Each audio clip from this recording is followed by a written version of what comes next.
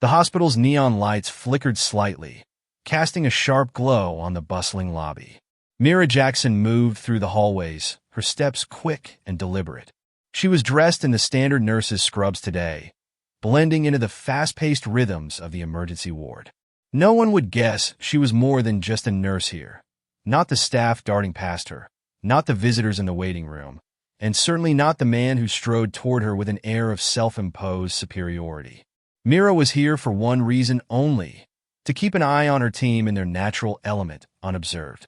It was an exhausting day. Mira, while filling in for a nurse who had taken a family emergency leave, welcomed this chance to reconnect with her roots in nursing. But just as she reached to check the chart of a recently admitted patient, she heard a voice, a sharp, arrogant bark that shattered the concentrated silence. "Are you just going to stand there? Or do your job?" The words came from Dr. Victor Sterling, the attending surgeon with a reputation as sharp as his scalpel. Middle-aged, polished, and wielding a tone as icy as the hospital's white walls, he was known among his colleagues for two things: his surgical prowess and his complete disregard for anyone he deemed beneath him. "Excuse me?" Myra's response was calm, a mere glance over her shoulder, without the hint of emotion he was trying to provoke. Dr. Sterling narrowed his gaze, irritation creeping across his features. "We don't have time for hesitation, nurse.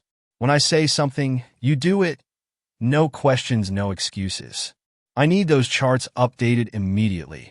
Mira remained steady, closing the charts slowly before speaking. "I'm following standard protocol, Dr. Sterling. The files will be updated shortly." Her tone was even, neither confrontational nor meek. She wasn't here to make a scene. She knew exactly who she was and what she represented. But Victor Sterling was not a man to let go of control easily. His voice rose, carrying across the ward. "This hospital runs on efficiency, not on half-hearted attempts. Don't you understand the standards we need to maintain here? We can't afford incompetence." A few nurses looked over, their expressions tense. Victor Sterling's reputation preceded him. He'd never once been challenged by anyone of a lower rank without repercussions. Yet here was Mira, unfazed, composed, the center of attention in the eye of his storm. As Victor finished his rant, Mira met his gaze, her calm unwavering. "I understand the standards quite well, doctor," she replied, the weight of her words cutting through the air, landing with a subtle, yet unmissable authority. Myra's unwavering response had left Dr. Sterling stunned, if only for a moment. He had expected submission, an apology perhaps, but instead, she'd met his gaze as if he were the one who needed reminding. Still, he wasn't about to let a nurse, a mere nurse in his eyes, make him feel challenged. He took a step closer, voice lowering but laced with impatience. "Are you new here?" he asked with forced calm, eyeing her uniform, the standard navy blue scrubs. He didn't recognize her, and he rarely bothered to learn the names of the nursing staff. But something about her demeanor unnerved him. She wasn't behaving like any nurse he was used to. Mira held his gaze, not answering his question, but allowing a faint smile to surface. "I've been here long enough to understand protocol," she replied, her tone cool. Nearby, a group of nurses pretended to focus on their charts, though they were fully tuned into the exchange. This wasn't the first time Dr. Sterling had thrown his weight around, but the way Mira handled him was unlike anything they had seen. Beside them, Dr. Anita Ramos, a seasoned doctor and one of the few people who had seen Mira in her true role, watched with a quiet admiration. Dr. Ramos took a step forward, gently placing a hand on Myra's shoulder. "I'll take it from here, Mira," she said softly, casting a pointed look at Dr. Sterling. Sterling barely acknowledged her, instead glaring at Mira. "In my department, we keep things efficient. If you can't keep up, there's no shame in admitting it." He sneered, clearly enjoying the power he felt from belittling her. Mira nodded to Dr. Ramos and gave Sterling a measured look. "Thank you for the feedback, doctor." Her voice was calm, almost amused, as she turned and continued her duties, leaving him standing there, seething. As Mira moved away, Dr. Sterling's anger lingered, but he couldn't shake the feeling of discomfort Mira had sparked in him. There was something he couldn't place, a quiet authority she seemed to wield despite her simple attire. But he brushed it off, muttering under his breath as he left to prepare for his surgery. In his mind, he'd made it clear to everyone who was in charge.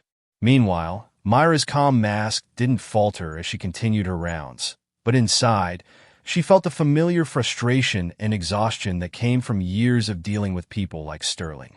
She had spent her career working to change these very dynamics, advocating for respect and equality in healthcare. Yet these incidents still felt personal. She reminded herself of why she was here, to make the institution stronger and, hopefully, to create lasting change. As she continued her rounds, a young nurse, Amy, approached her. Amy had seen the exchange and felt compelled to say something, though she wasn't sure how. Mira, Amy began, her voice low. That was something. I'm not sure how you stayed so calm. Mira smiled gently, pausing to look at Amy. Sometimes calm is the most powerful response, especially when someone expects anger, she said, her tone soft but resolute. Amy nodded, looking around to make sure no one overheard. It's just I've never seen someone stand up to him like that. Most of us she trailed off, not wanting to admit the submission that often defined their interactions with Sterling. Mira placed a reassuring hand on Amy's arm. You're not alone, Amy. Sometimes change happens quietly, but we're making it. Together. Later that day, word of Myra's encounter with Sterling spread. The younger nurses were buzzing, feeling both awe and tension. The senior staff, who had faced Sterling's behavior for years, had mixed reactions.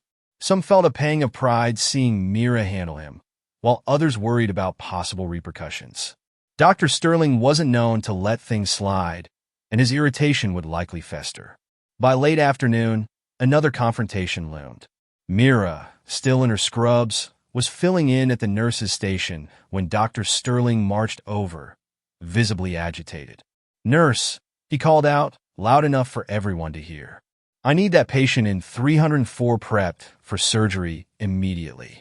I don't want any delays. Mira turned slowly, meeting his gaze without flinching.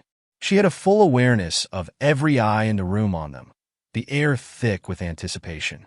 Sterling's words dripped with barely concealed condescension, and she could see the way some of the younger nurses shifted uncomfortably, casting sympathetic glances her way. She straightened her shoulders, an almost imperceptible signal of her own authority. Dr. Sterling, the patient in 304, has had no pre-op consultation as required. I'll need to check the chart and confirm protocol before proceeding. Sterling's face reddened, his fingers curling into fists. There's no time for that. Just follow instructions and prep the patient. Or is that too difficult for you? His tone dripped with scorn. This time, Mira didn't hold back.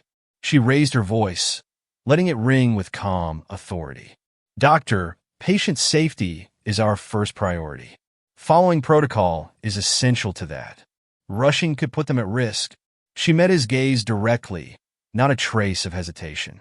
The entire room was silent. Myra's words hung in the air, and Sterling's face twisted with frustration. He was about to respond when Dr. Ramos appeared at his side, her expression firm. She's right, Victor. Dr. Ramos interjected smoothly. We need to follow the protocol.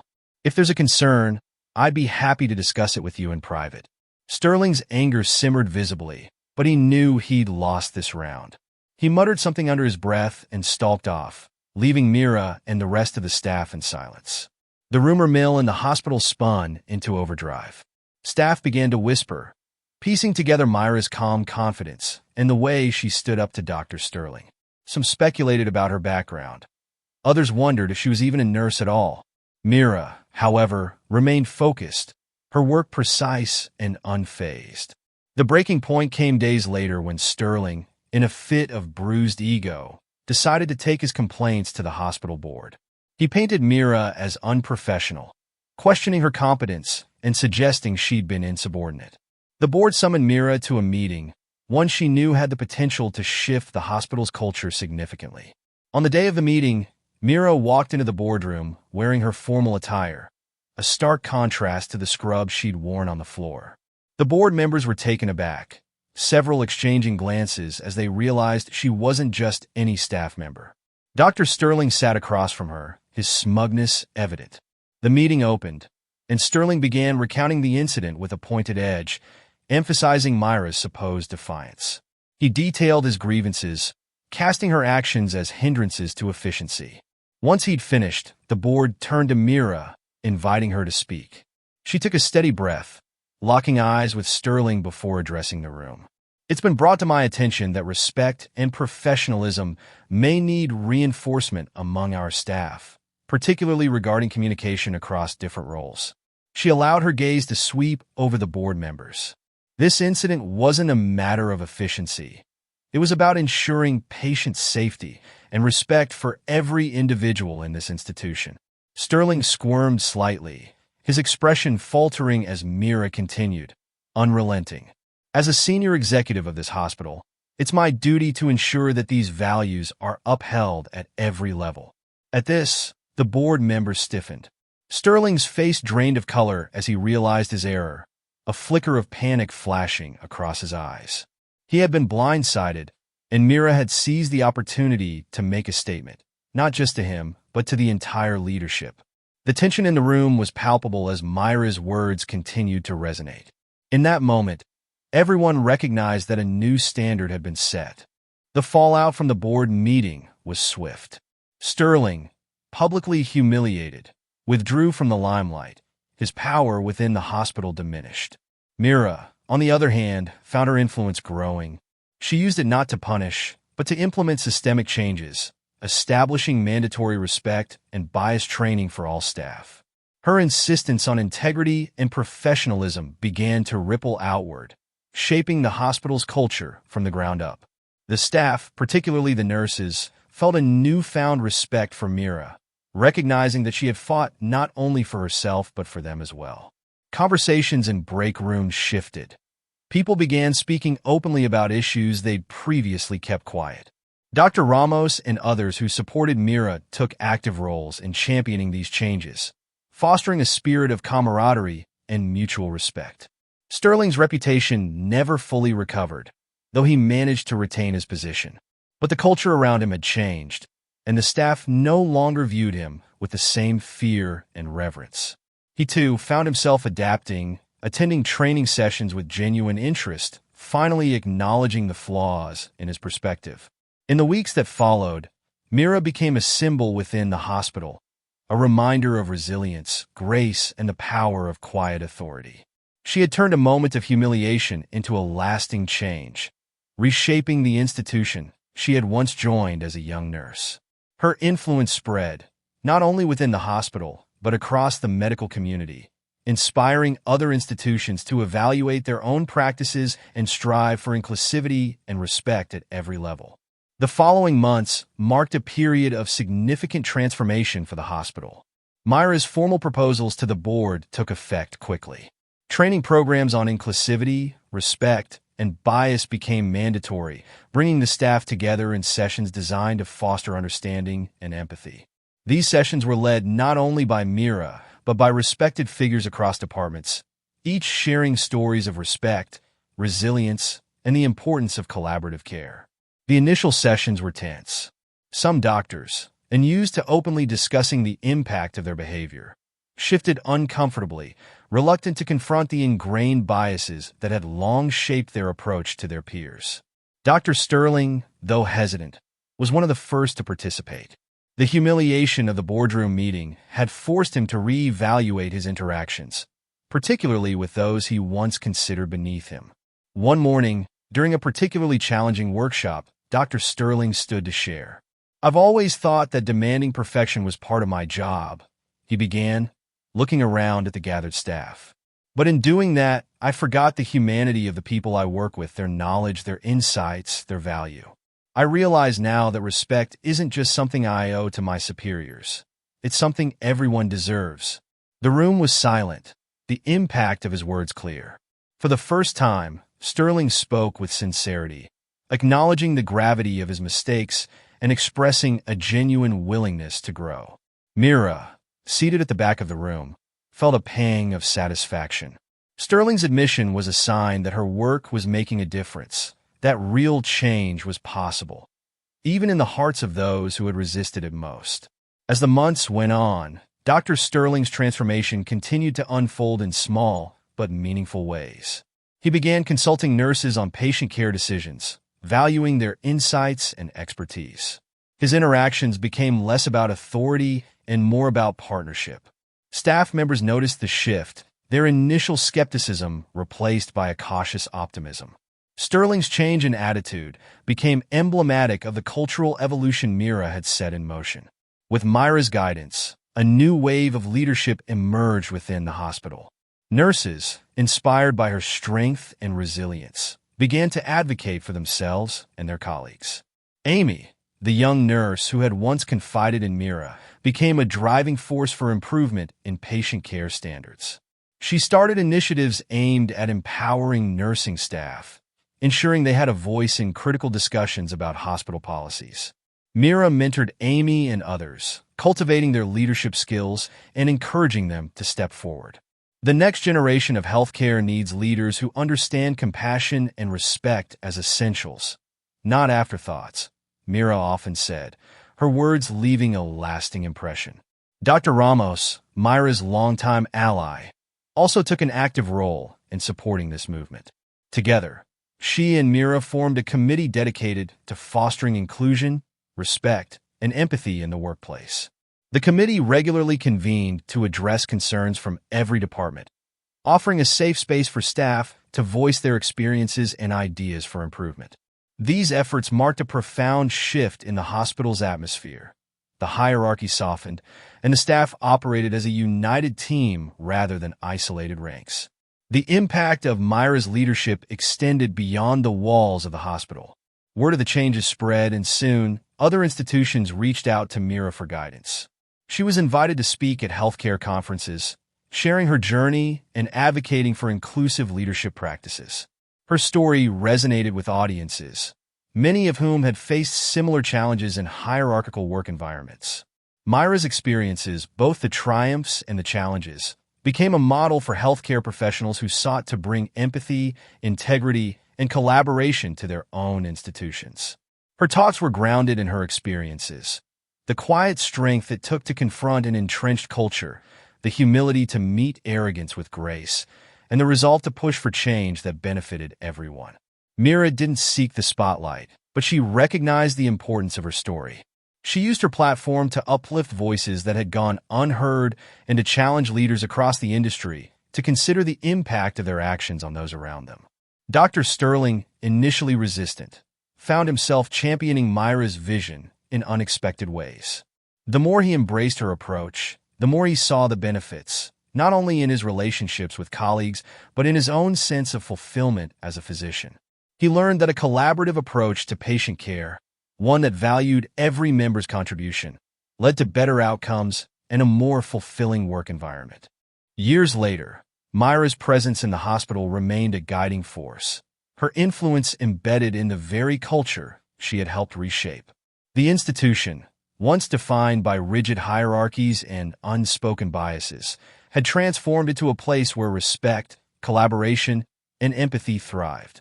Mira herself continued her work with quiet resolve, nurturing future leaders and ensuring that the legacy of change endured long after she left her role. One evening, as she sat in her office reflecting on the journey, Amy knocked on the door. Now a senior nurse and an advocate for patient care, Amy had become a leader in her own right. She entered the room, a smile on her face, and handed Mira a small gift, a framed quote that read, "Leadership is not about being in charge. It's about taking care of those in your charge." Mira looked at the quote, her eyes softening. It was a reminder of the values she had always championed, a testament to the power of compassion and resilience. She glanced up at Amy, pride and gratitude shining in her expression. "You've become a leader, Amy. This is what it's all about," Mira said, her voice warm. Amy nodded, her eyes shining with admiration and respect. As Mira left the hospital that evening, she felt a profound sense of accomplishment. She had not only achieved her own dreams, but had paved the way for others to follow, ensuring that the hospital remained a place of healing, not only for patients but for everyone who walked its halls. Her legacy was not one of titles or accolades, but of meaningful change that touched lives and inspired a new era of healthcare. In the years to come, Myra's story continued to inspire. Hospitals across the region began adopting similar training programs, championing respect and inclusivity at all levels. Myra was sought after as a consultant, her name becoming synonymous with compassionate leadership. And in the halls of her own hospital, the staff carried on her legacy. Each nurse, doctor, and administrator who walked through the doors was reminded of Myra's words. Our purpose here is to care, not just for our patients, but for each other. Her impact had become woven into the very fabric of the institution, a lasting testament to the power of quiet resilience and unwavering conviction. The journey Myra had taken was not easy, nor was it free from pain. But she had faced each challenge with courage, reshaping not just a hospital, but a culture, and leaving behind a legacy that would endure for generations.